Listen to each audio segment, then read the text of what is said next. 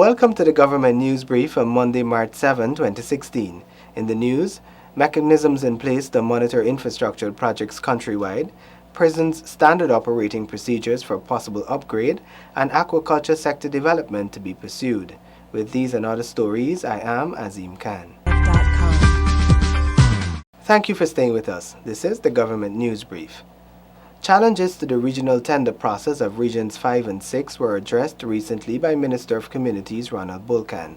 Here is that story. We were here today to have a full examination of all of the capital projects that have been that are part of the 2016 budget, and to have a discussion relating to the operations and the functioning of the regional tender board, to ensure that the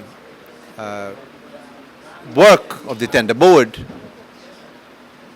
is effected, to ensure that certain key considerations are in place. Minister of Communities Ronald Bulkan and team visited the regional democratic councils, where councillors were brought together in their respective boardrooms for discussions on the tender board process and other issues. There have been many accusations that the process was not as fair and free of improprieties and irregularities, and the ministry was here to impress upon persons in the tender board of the need to ensure that the process was characterized by a high degree of integrity, that there was impartiality, and that there was efficiency. The members of the tender board were also reminded that they have to be prepared to be subjected to the scrutiny of the regional councillors. Minister Bulkan, along with officials from the Ministry of Communities,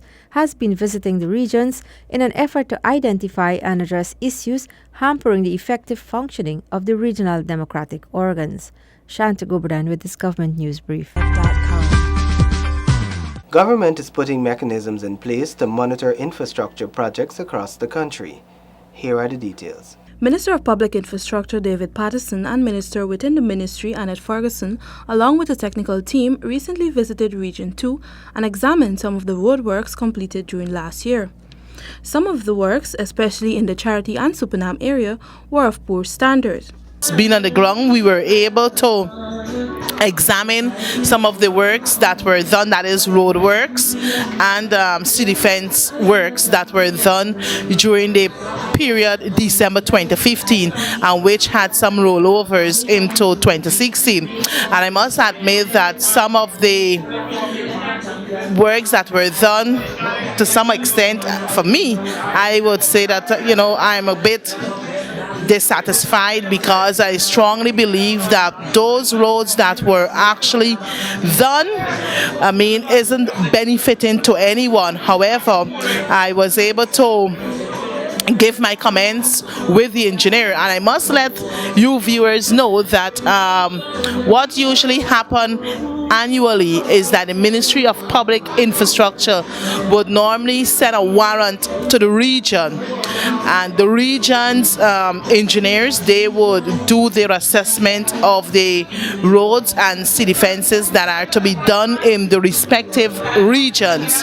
So, based on the feedback we would have received, we decided that as ministers, we will go out to conduct our personal assessment. The Ministry of Public Infrastructure will be putting a new system in place whereby engineers will be deployed into the various regions to monitor the infrastructural works. As a ministry, we will be doing a reassessment of the works that were done, and a new system will be put in place whereby the ministry of itself would have these works tendered out, and we will have our engineers, because what we intend to do is to have engineers deployed in the various regions so as to ensure that works being conducted by the ministry is of quality and worth. This year, over $1 billion was allocated to the Ministry of Public Infrastructure to complete, construct, and rehabilitate roads and drains in Regions 2, 4, 6, and 10. These works will be closely monitored to ensure value for money. For the Government News Brief, Sinika Thorne reporting. The upgrade of the standard operating procedures of the Guyana Prison Service might be one of the recommendations of the COI. More in this report. The terms of reference of the COI into the Camp Street prison unrest do not specifically require the commissioners to make recommendations for an upgrade in the present standard operating procedures.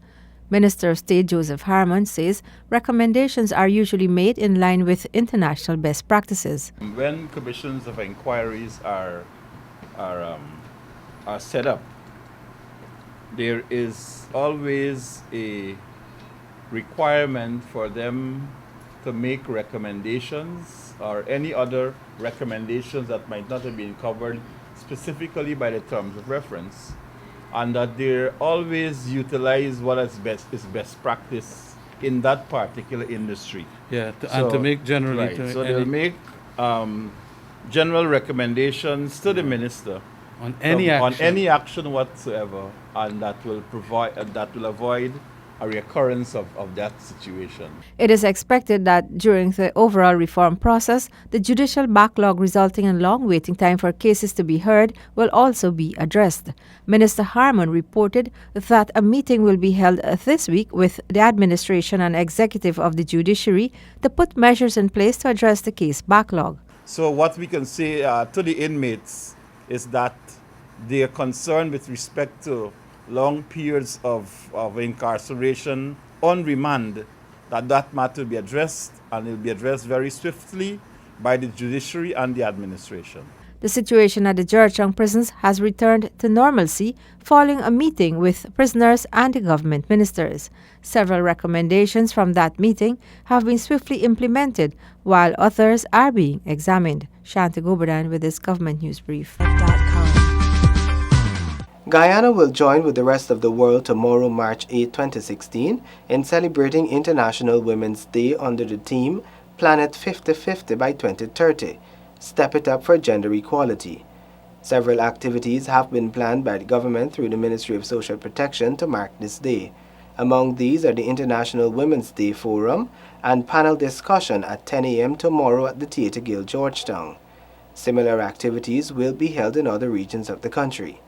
International Women's Day was designated by the United Nations and is celebrated each year on March 8 when organizations, religious communities, and governments are engaged in the quest for peace, democracy, and equality to mark the economic, political, and social achievements of women. Women now have the opportunity to be more involved in decision-making as a guide to the rights of women was launched. Find out how in this report. Minister of Social Protection Waldo Lawrence explained that the booklet is an initiative to enlighten women of their rights. Too often, we lack the requisite knowledge or are unsure of our entitlements as women. Let me repeat that. Too often, we lack the requisite knowledge or are unsure of our entitlements as women. Thus, we are providing our readers and our women the unique opportunity of perusing, in a nutshell, their rights as citizens and women of Guyana, and hope that it would prove to be an invaluable source of reference.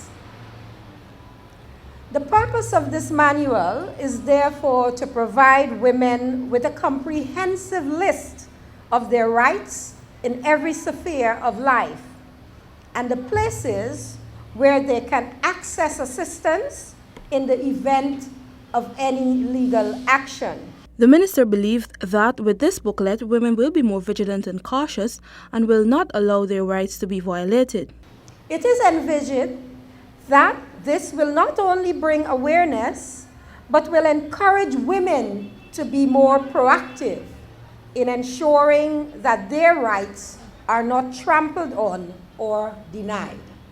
Minister Lawrence urged Indigenous people and other organizations to partner with the ministry to have the booklets printed in Indigenous language for women in the hinterland. The booklet has information on Guyana's constitution, the laws of Guyana, the Equal Rights Act, Prevention of Discrimination Act, Rights in Marriage or Common Law Act, among other useful information, including where to get legal aid. For the Government News Brief, Sunika Thorne reporting. Developing aquaculture by addressing various issues across Guyana will be further pursued. We have more in this story. The fisheries sector has long been recognized as having the potential of being a finance generator and employment creator. A feasibility study will soon be undertaken on aquaculture, says Minister of Agriculture Noel Holder. I must admit that our fishing industry in Guyana is contracting, and we need to work together to address the issues, to find solutions and save it, and we need to do this now. The government recognizes that fisherfolk continue to face a great challenge with piracy. It is adopting an interagency approach to address this issue through artisanal fisheries. These are small-scale fisheries for subsistence or local small markets, using traditional fishing techniques and small boats, which are also being encouraged. The artisanal fishery is very important to this subsector, as it is a major player in providing a relatively cheap source of animal protein. The National Fisher Folks Organization, NFO, which was launched in October 2015, will provide for a more efficient fishing industry. Additionally, promotion and development of aquaculture within hinterland areas will continue. With this Government News Brief, I'm Shanaz Alo reporting. We are pleased to advise you that the Government Information Agency, GINA, will be hosting an exhibition tomorrow, March 8, 2016, at the Leonora Primary School, West Coast, Demerara.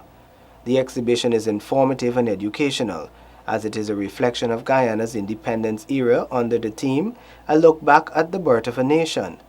All schools and interested persons in the vicinity are invited. If you're interested in having GINA's exhibition at your school, please make contact with us on telephone numbers 226-6715 or 225-4255. We have come to the end of the Government News Brief for Monday, March 7, 2016. The Government News Brief, along with all other GINA programs, can be found on our website. We're also on Facebook and YouTube. On behalf of all of us here at GINA, thank you for watching.